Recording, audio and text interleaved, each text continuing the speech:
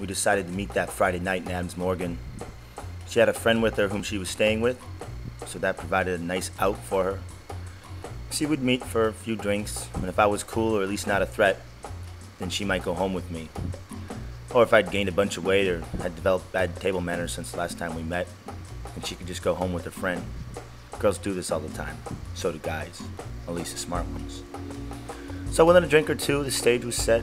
We ditched her friend and went to this tiny little joint with a live band. And what happened was a real moment, and I took it all in. And by the look of enjoyment on her face, she must have been doing the same.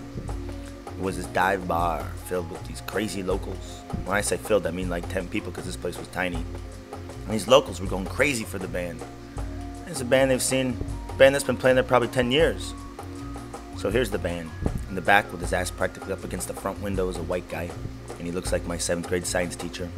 He was sincerely dressed in that 1950s style, flat front dark khaki button-down collar shirt tucked in under a belt, military short haircut, part on the side, and those black spectacles.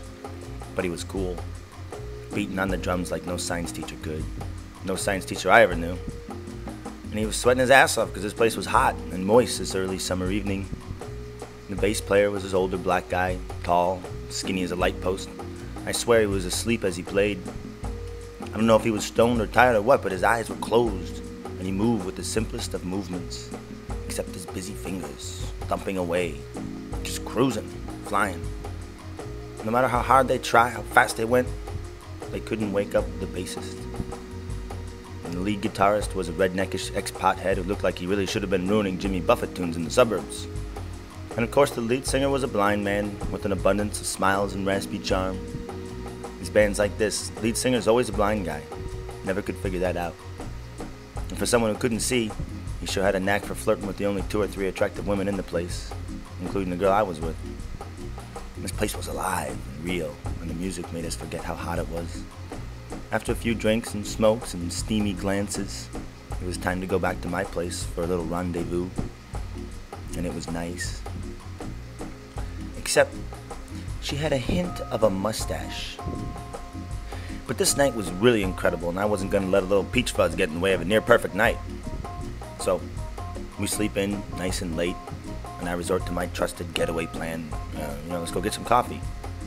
You see, once you get them out, it's more acceptable to have lots to get done, or I guess I should take you home now, or you just park yourself at your neighborhood Starbucks, sheltered by incoming slackers, and you just wait her out. And finally, she'll just leave. Even the difficult ones will leave. They'll try to get you to go get some lunch or head back to your apartment, so for heaven's sake, don't let them leave anything at your place. Whatever they try, I always want just one more cigarette. There's always another visitor to latch onto.